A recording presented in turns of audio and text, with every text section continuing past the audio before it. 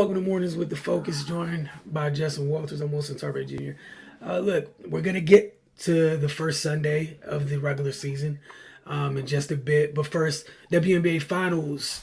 Game one was yesterday. The Aces held off the Sun at home in Vegas, 67 to 64. The Aces got out to a quick start. The Sun would respond with a big third quarter. Vegas took a 5 point lead late. I'm talking like with 30 seconds left in the game. They turned it over. The Sun got the ball down three with 13.4 seconds after a big block by Alyssa Thomas, who blocked the Chelsea Gray three. You all know how hard it is to stay in front of Chelsea Gray, let alone block one of her shots. The Sun had a chance. Their ball, 13.4 seconds left in regulation. DeWanna Bonner gets the ball on the right wing, tries to create some space. She's about 6'4", so even if it's slightly contested, she typically has somewhat of a clean look. That said, the shot was short. Kia Stokes came up with the rebound, and the Aces hold on to take game one. Game two of the WNBA Finals is Tuesday night. The Aces were led by MVP and DPOY Asia Wilson, who received her MVP trophy before the start of yesterday's finals game. She had 24 points, 11 rebounds, 2 steals, and 4 blocks. Chelsea Gray added 21 points and 6 turnovers, kind of uncharacteristic by her. The Suns were led by Alyssa Thomas, 19 points, 11 rebounds, 5 assists, 3 steals, and 3 blocks. That's a hell of a line for anyone. Jonquel Jones finished with 15 points, 9 rebounds, and a block. And Brianna Jones added 12 off the bench. Expect this to be a tightly contested series. That said, the Aces took game one. We'll see how things look. Game two again on Tuesday night. All right, Justin, a bunch of games yesterday. A lot of folks going, we knew this was going to happen with the reactions off of game one and the season indictments and, the world is falling in oh so many places. That said, just want to hear some of your thoughts on the first Sunday of the NFL regular season. All right. Well, obviously I'll give you the broad view, and as the week goes on, I'm going to dive into the tape, and hopefully the NFL Plus works and get a really get into the games a little more. But I watched a bunch of the games and got in as much as I could. The Steelers Bengals game, man. I don't know why I went to that game first, man, but maybe I was watching it with a big time Steeler fan, Sid, and I was so impressed with their defense, man. I was super impressed, man. And Minka Fitzpatrick had an amazing game, man. Like he almost lost the game by being overly aggressive, and for some reason the Bengals bring that out of people. Having that group of receivers, and we had a couple semi-cheap shots late, but he made some amazing plays. Was in on every play, even after the touchdown, blocked the field goal to put in or the extra point to put in overtime. Had a pick six. Just he was amazing, man. And that Steelers offense is bad. I guess sometimes they say, believe what they say, hey, certain teams' offensive lines were bad in the preseason. They're bad now. With all the questions, the offensive coordinator's bad. They're bad. Like that offense struggled big time. And to pull that game off was big for them. But again, losing, we'll see how long Najee Harris is out.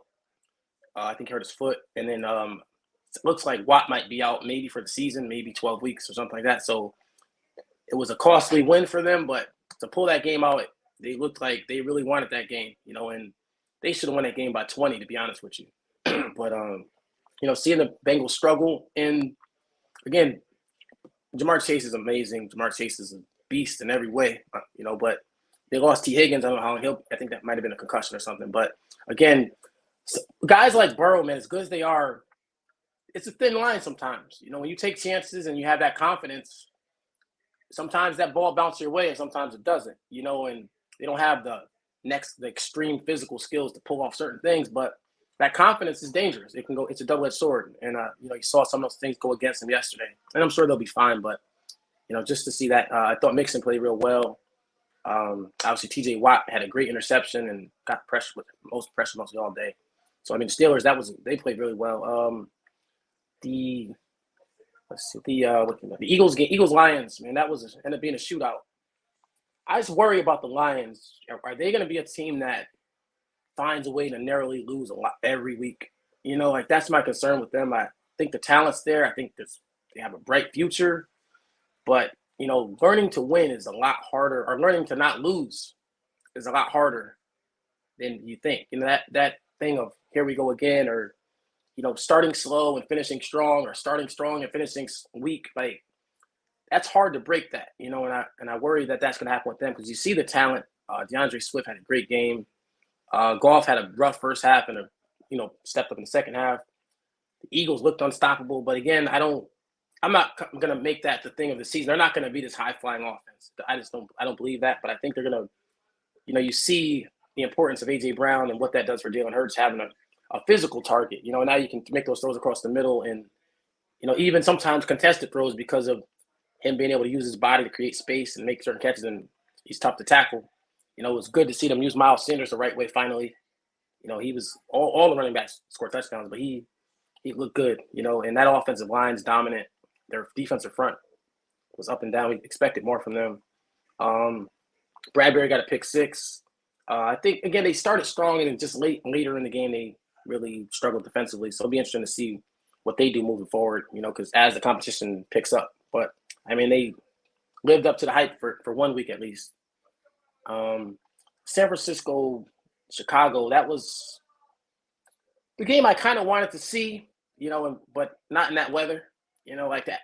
To judge anyone off that weather is asinine, really. Like, nobody wants to throw in that weather. No one wants to play in that weather, especially in someone's first, we'll say first start, but that first game of the season where you're looking to roll into the week one and they're missing Kittle, would actually kind of be important in that weather. That's just not the weather you want to be in that game. Honestly, what that game kind of did for me was I realized the importance of, we went through all these running backs, doesn't matter who runs. You realize Elijah Mitchell's kind of important. I didn't view it that way either. I just thought, oh, Jeff Wilson, this guy, that guy. But you realize Elijah Mitchell, they had plans for him to really kind of be the guy this year. And in my opinion, I don't read all this stuff, but I really viewed that offense changed a little when he went out. Even, still the fact that Debo was running back 2 in a lot of cases kind of tells you that those other guys are a little further away than we thought, or maybe just, schematically maybe. But in this weather, you would have thought, you'd go bigger. But again, I think they were trying to find their way, and, Debo fumble early hurt them, and that defense was pretty much dominant most of the game. They blew some coverages, really. They blew some assignments, bad penalties from what I saw. Again, I glanced through a couple really nice balls, and you could see at some point as the game got tighter, it seemed as if his game got tighter later on. He started to lock on a receiver, and I think that's what caught him late, especially with the pick. But you see all the tools, you see some flashes in that weather, and I think he'll be fine. You want to see more, but I think he'll be fine. And again, for Fields, what I saw from him again, I didn't think he played a great game either. I don't even know if he played a good game, but what you saw from him was what you want to see in this type of situation was they were overmatched and having a guy who can go make a play. It wasn't on point plays. It was using his athleticism and finding a blown coverage, which when you're overmatched, the 49ers defensive line is what it is. The 49ers defense is one of the best in the league. So he made 2 plays. That's pretty much what I got from it. Justin Fields went and made 2 plays that basically ended up winning them the game, in my opinion. And you weren't going to have a game where you were 15 for 16. It was just going to be sandlot ball, make a play, and that's what he did. So that's a step for him, in my opinion. Yeah, for that game, I thought I wasn't surprised by the Bears defense at all.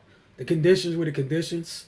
I was encouraged by both quarterbacks in those conditions. Like, it was tough. It is what it is. I saw a lot of people going crazy one way or the other. Like, I'm gonna tell you right now, man. I know some of you Jimmy people. The Bears would have put up fantasy numbers yesterday in that weather, behind that line, if that man was under center yesterday.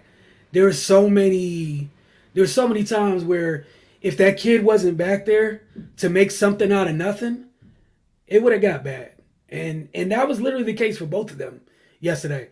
Pockets were non-existent for much of the game for both of those quarterbacks. And like you said, I think that's something maybe I undervalued Eli Mitchell a little bit too.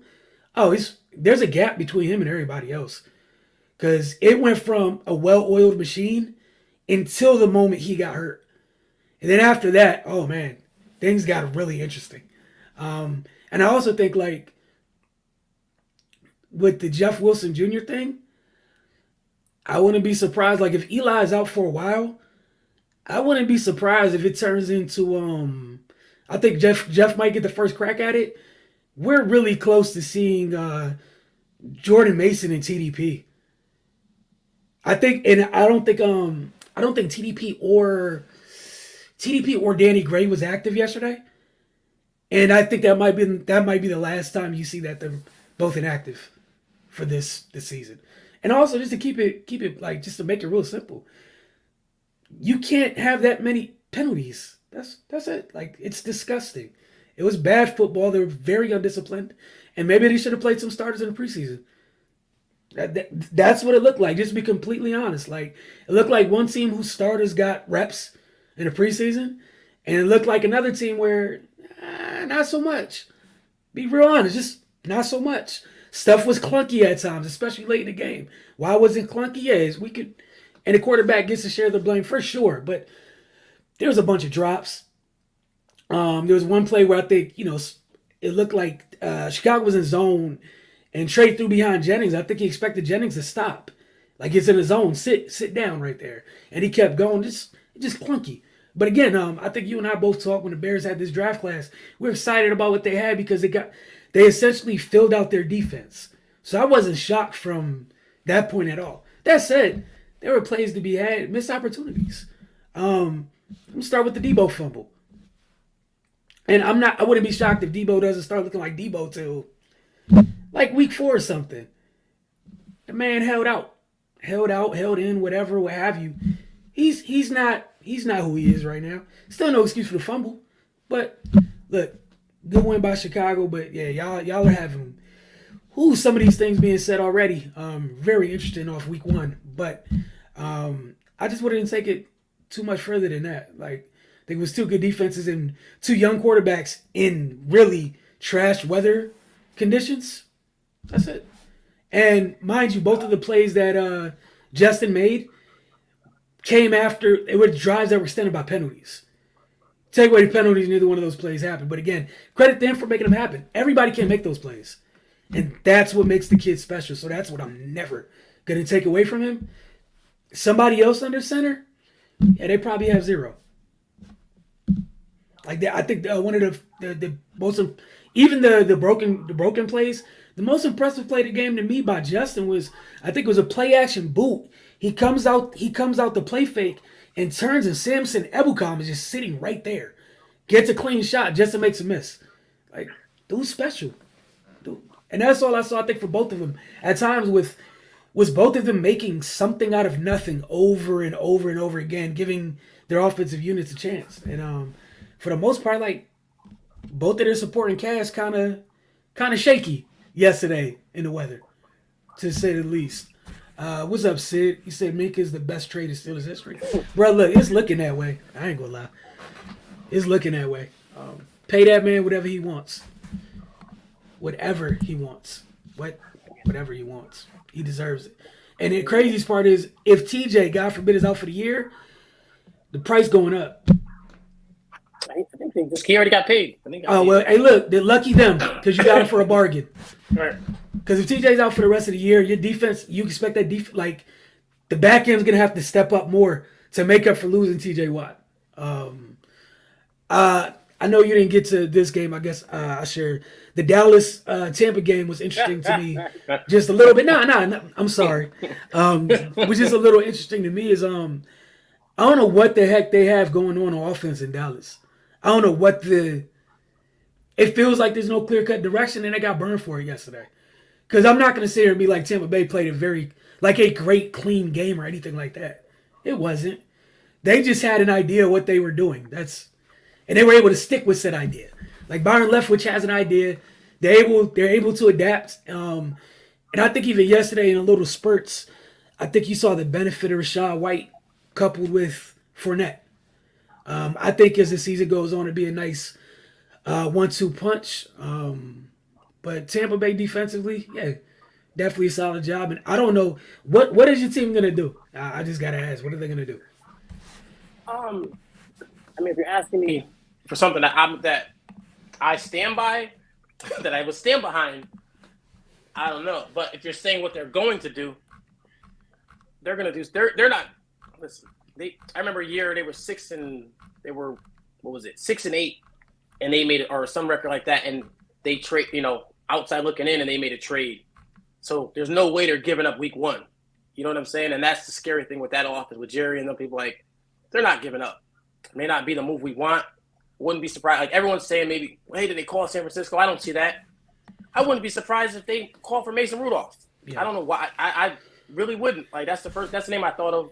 Maybe do you try out some guys? You got to bring somebody in there anyway because they only kept 2 quarterbacks anyway. So you got to bring somebody in there. That number two receiver is a huge issue. Can you wait till Gallup comes back? And is that even enough? That's the reality of it. The offensive line struggled. The defense, you can't knock the defense at all from last night. They were on the field nonstop. They held up. Anthony Brown got picked on a little bit, but they were on the field a lot and in some tough positions. And the offense was really bad. And the thing about a lot of these offenses I've noticed is these NFL teams, they're really bad on third downs. 3rd and 1, I've seen so many tight end reverses and like shovel passes and screens and just everything but running the ball. Everything. Yeah, what happened to us? Like, how did we get here? And it's frustrating. And not only that, you do that, then you go for it on 4th. Like, some things, it's just like, when do you just man up and just run the ball? I don't get that. It's frustrating to watch. And especially with the speed of these defenses, going lateral on 3rd and 1, they make this 1 yard look like it's 5. You got that. Another thing, teams are like we always talked about on the other show was adjustments. you got all these teams are so good on the script. First drive of the game, first drive of the second half, you get good football. And second drive, 3rd, 4th, 5th, 3 and outs. They don't even look like the same offense. I don't know what, I don't know what's going on with that. But, even Dallas, first drive of the game, moved the ball well. First drive of the second half, moved the ball well. Same thing, Raiders game. Raiders, we'll get to that later. First drive, right down the field, struggled a little bit. Second half, first drive, right down the field. It's like a lot of these teams, when they don't have that script, the coach is sitting there with a bunch of plays and doesn't know what to do with them. Yep. It's tough. And again, with Dallas, they overplayed their hand or underplayed their. I don't know what happened. Like, how do you walk into this season thinking you're a better team? And we're starting to slowly find out if they don't respect your receiver, your number one, it doesn't work. Like, as good as CeeDee Lamb is, he makes great with contested catches, can do some stuff after the catch, but he's not a number one, and that's okay. That's okay until you make him your number one. As a 1B, 2, he's fine. And whatever we thought of Cooper, we didn't like his mannerisms or how he carried himself, and he didn't seem like he was into it. Those teams put the number one on him for a reason. And he had success against a lot of ones. And what that did, Dak trusted him, And if a lot of times you try to throw some of those comebacks and those out routes last night, and Tampa Bay corners weren't moving because they weren't threatened. And you're able to focus a little bit more on CeeDee. And CeeDee's not beating number one corners. He had, a couple times Carlton Davis was all over him because they're not threatened, and that threat, not even so much of Cooper having big games, but that threat of him being there opened up other people, and I just think, again, if you didn't want to keep Cooper, there were a lot of other options you could have at least gave a shot to. Noah Brown's been on the team for 5 years and hasn't seen the field besides special teams and blocking a defensive end occasionally, but now he's your number 2. What does that say about the Jalen Tolbert pick that he didn't even dress yesterday? You had an undrafted free agent starting. And again, it's just, I don't know. It's a tough situation, man. I don't know how you just bounce back. Like, with Dak, you're in trouble. If Dak was playing next week, you'd still be in trouble. So now you take Dak out of it, and you're asking a lot of whoever you bring in there. And that defense is going to have to do some things. Like, I don't know. And Parsons has proven he's one of the better defensive players in the league, but he ain't scoring touchdowns. Nah. And at times, like I was actually impressed by Parsons walking away from last night's game, because if he wasn't there, man, Tampa puts up. Look, man, it's so much worse. Yeah, man. Sometimes it's that's the thing though. Like depending on each team situation, some teams it wasn't as bad as it looked. You know what it is, and it's fine. You know, life will go on. The other teams kind of like some of the issues, like worst case, like everyone's worst case scenario is different. And after week one, some teams' worst case scenarios, it has people in different places. And I know you said with Mason Rudolph, but I'm not gonna lie, I really think they might go get James G. I really wouldn't be shocked because of the price tag. How much more does he make than Mason Rudolph right now? $6 million. Like no, I'm not saying $6 million more, but the contract's like six in total. If dude's out 6 to 8 weeks, I don't think you can afford to. And it's Jerry. Like I don't. If he went and got Mason Rudolph, like I can see it on both ends because it's Jerry, but I can also see Jerry being like, "Well, I'm gonna go get a winner." Like I don't know. I don't know what he's gonna do, but it's a tough situation. That's what I do know for sure, right? And then also, what do you give up in a trade to go get a quarterback from somebody else? Like, what is it gonna cost? You know.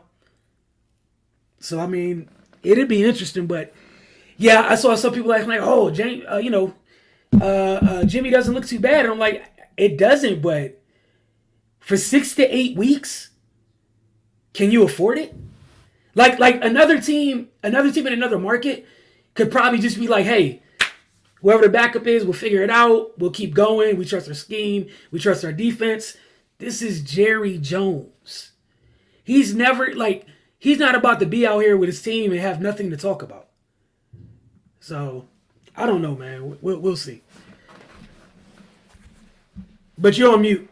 Yeah, no, I could see. I just think more stylistically, whatever they think their style is. I don't know. I just have a feel like I could see Rudolph being that kind of guy for them. But I don't want either, to be honest with you. But I just I don't see them throwing in the towel. Jimmy's the name, so maybe that fits Jerry. He's a name, and it sounds good to make that move. But I don't know. I really don't. And again, like you said, it's not 2 weeks, so you're not riding the Cooper Rush out for 8 weeks. You bring in somebody and let Cooper play a week, and then start getting this other guy ready. I don't know. Would you go after a guy like Cam or somebody? I don't know. I don't know. But they're in a bad spot because I think a lot of the questions, if they had a test and all the questions, the answers were wrong. Like, all the questions that we talked about in the offseason, hey, why'd you do this? Why'd you do that? It all went bad. And the worst part is you really can't blame Tyler Smith. He didn't play bad. He didn't play good. He didn't play great. He didn't play bad. I think it was a play I saw where he blocked down and let someone come off the edge. But again, in the run game, he was moving people, and you didn't hear his name in the pass game that he was losing. So it wasn't him. And I mean, Dak didn't play well. The combination of him not playing well with not being able to trust those receivers, but they're in a rough spot, man. They're in a really rough spot. No, I agree with you. I'm interested to see what they do because again, I've never pegged Jerry for being a patient, prudent person. I feel like a rash decision is within hour is we're a couple hours away from him waking up and going, I'm hitting the button. I just don't know whose name is above the button, honestly. Right. But he's going to do something. Like, I just don't expect him to be like, I trust in what we have. It was 1 week. We'll give it a week, see where we're at, and revisit this. I just don't see that being the process in that building. I just don't see it.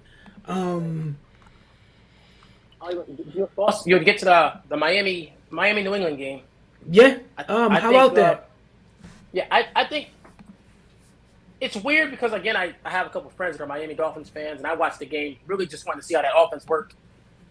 I feel like football is a weird game because one play here or there changes things a lot, like a third down. There was a couple third down plays where Miami had good drives going, and if certain things connect differently, they win that game by 30, 40 points. So, I mean, you want to see more from Tua. He had some really nice throws, and he had a couple plays that were really disappointing, to be honest with you. Where he, got under pressure and kind of froze and held the ball. And, it's tough to see. It's tough to watch. because I think McDaniel called a lot of good plays. And I think they're gonna be better. So I'm not gonna just knock them off this one game, which I think people will. But you could see how smooth that offense when it gets going. There were times where you got going to Tyreek Hill, and they were moving the ball pretty well. You just want to see. They got to figure out how to maximize everybody, which is a lot harder than you think, because you wanted to make Tyreek happy and give him some different touches. But there were times they forgot about Waddle. We didn't realize Waddle was playing until mid-second quarter, and he made a couple plays. But there's a way to maximize all those guys, and along with Chase Edmonds is a player. I think he's gonna have a really good year.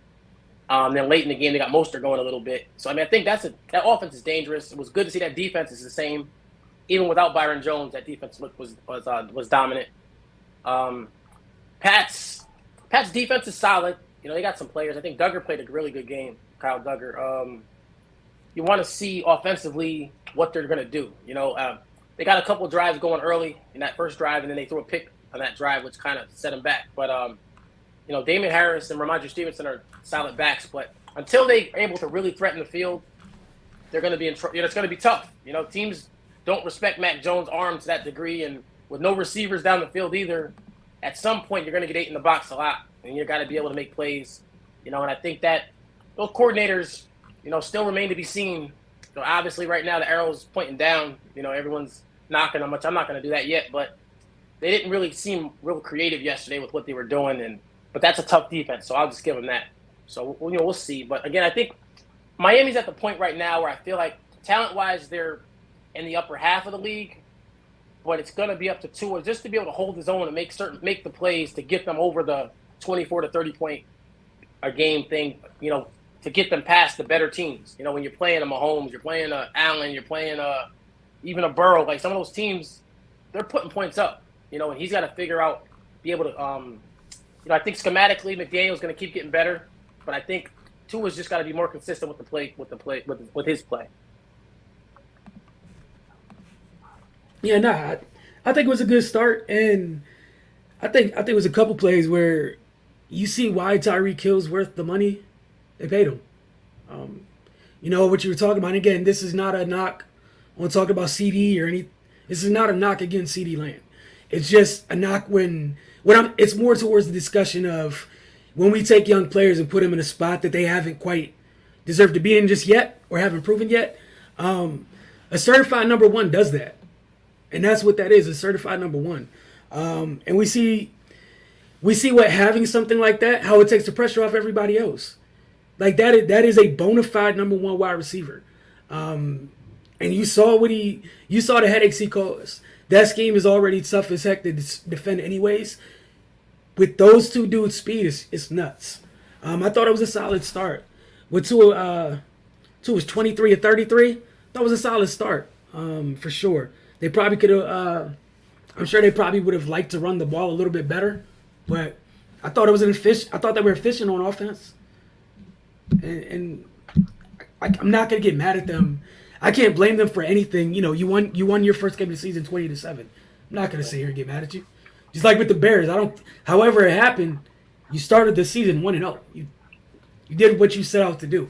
So, credit to them for sure. Sir, one last point with that game was like it was good to see, for Tua and for that offense was the completions being a lot easier than last year. Last year was a lot of stuff where it was like he's hitting a guy with someone on their back or, a 5-yard completion, but there was a lot of like plays where he was able to kind of work through some reads and had a guy sitting in a spot open. Which last year you never got any of that.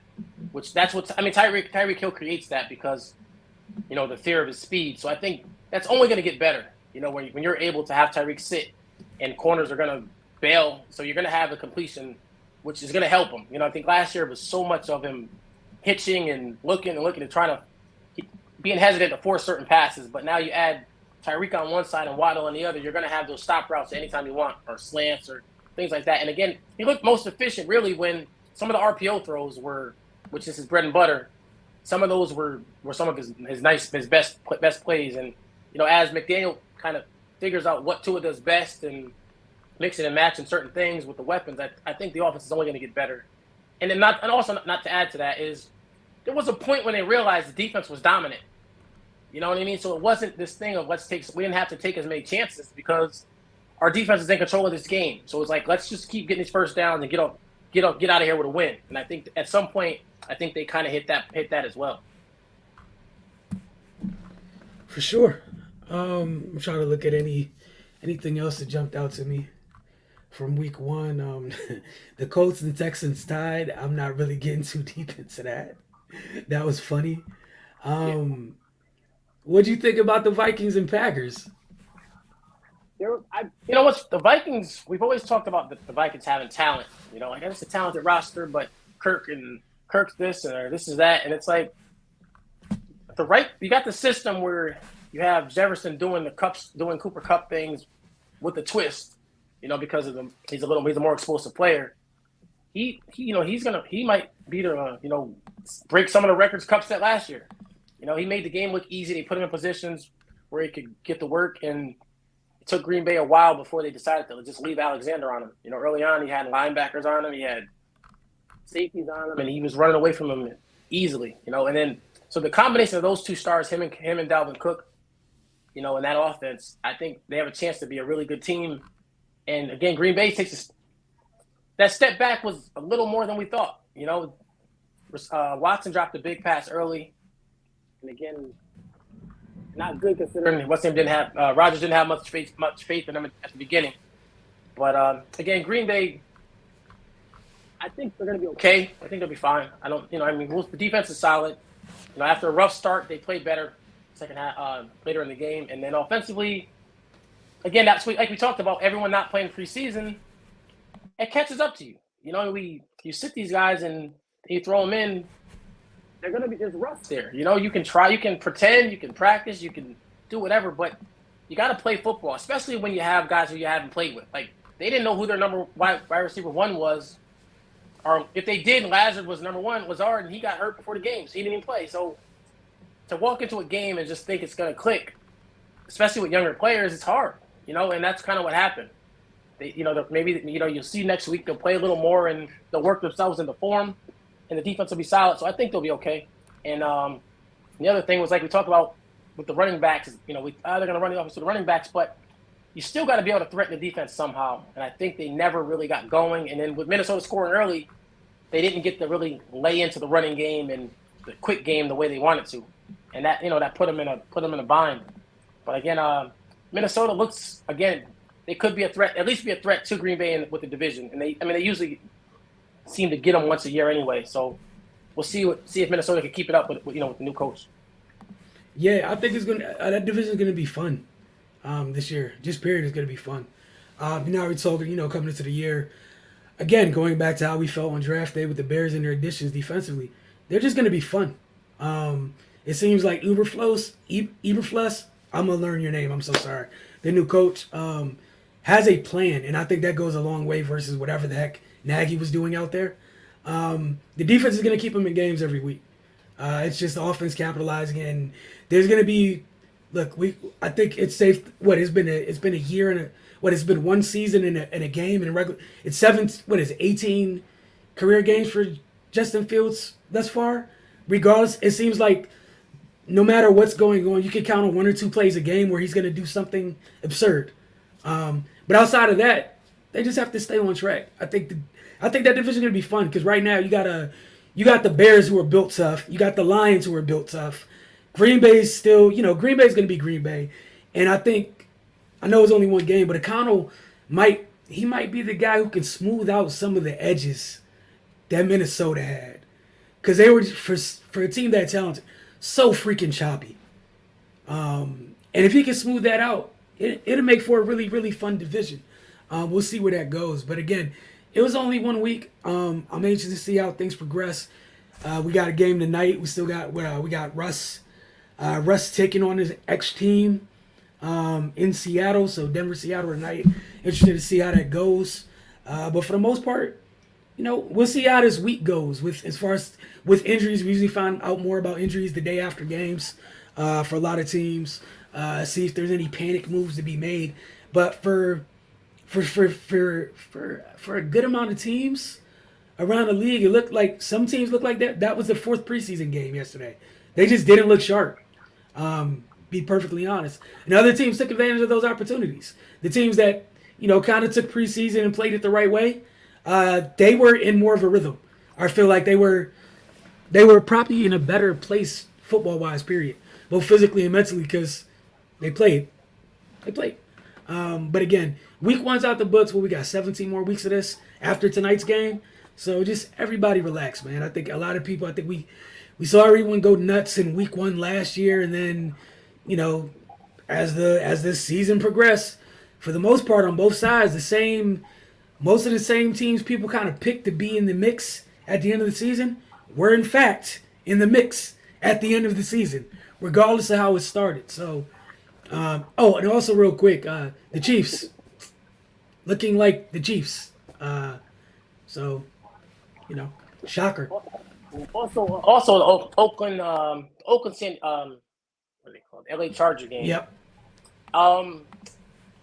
Again, I was impressed with some of the plays Herbert made. I mean, he made a couple of ridiculous throws, but something with that, I just don't get how they disappear. Like, they had a chance to blow that game out, to basically blow them out. I think Carr threw 3 picks, and I kept looking up, and it stayed 24-10, 24-9, whatever it was, just stayed there, and the Raiders kept getting the ball back, and it was only going to be a matter of time before they went on a drive, and put that game. They got it 24-17, or I think got the ball back with a chance to actually take the lead. Or 24-19, I think it was. They got the ball back with a chance to take the lead. I think where Khalil Mack got a sack on 4th down. But how that offense on San Diego disappears at times, I still don't understand it. They looked unstoppable at times in that first half. And as good as Justin Herbert is, I don't know. Something's not right, not clicking, because they could be better. I can tell you what it is. You shouldn't have got rid of Pep Hamilton. That's make it real easy for you. If you have him in your building offensively and you let him go, you failed somewhere. That didn't make any sense. Similar to what we just talked about with Minnesota. Weapons galore. They've been loaded for a while. Like, they went from Stephon Diggs and Adam Thielen to Justin Jefferson and Adam Thielen. Dalvin Cook there all the while. Your play caller matters. Kevin O'Connell had them looking efficient yesterday. It wasn't perfect, but it didn't feel as clunky, honestly. And the Chargers, post Pep Hamilton, have always just felt clunky to me, honestly. And we'll see where that goes, but I think that's for a lot of teams that are, that have the weaponry, just clunky. Just really, really clunky. Right. Not like you said, when you're playing the better teams in the league, you can't give away possessions. And I think you get a lot of times where you're like a quick 3 and out, or just a couple bad series where a second down reverse and you lose 10 yards, or just something where you're giving away possessions against good teams. You can't do that against Kansas City. You can't do that against Buffalo. You can't do it against some of the better teams. Like, even Oakland, who's, it's a newer team, but they're still finding themselves. Because I don't remember seeing Carr or Adams in the preseason. And, I think at some point, Carr didn't play a great. Carr struggled. But Adams didn't struggle at all. I think Adams showed, just like Tyreek Hill, like, a lot of times we're like, how are they going to transition? Like, those two guys showed that they're two of the best players in the NFL. And they had no problem transitioning and showed that their skill sets can play anywhere. And, them, as the Raiders try to figure out the ratio of giving him his touches, but not forgetting about Waller and not forgetting about the slot receiver, I think they saw some juice from Josh Jacobs as well. So I don't think the Raiders will be threatening for a playoff spot as well. They lost the game, but the fact that defense was able to get some stops most of the second half shows, was something they can build off of. And I think, again, that offense is going to improve. So I think both of these teams are teams that can threaten. We don't know, I'm not going to say to what degree, but I think both of these are really good teams. So I think that was a good game to watch. Yeah, there was several good games yesterday. Hopefully tonight's game is good, and then we'll take probably take some time and look back at week 1 as a whole, and then start looking at week 2. However, again, y'all, just whether good or bad, however your team did, it's 1 week of a forever long season. It's 1 week, so just urge you guys to take a deep breath, and we'll see. I guess by tomorrow morning, we'll see what Jerry ends up doing or not doing. We shall see. Thanks for tuning in this morning. We'll see you guys tomorrow morning. Appreciate you as always.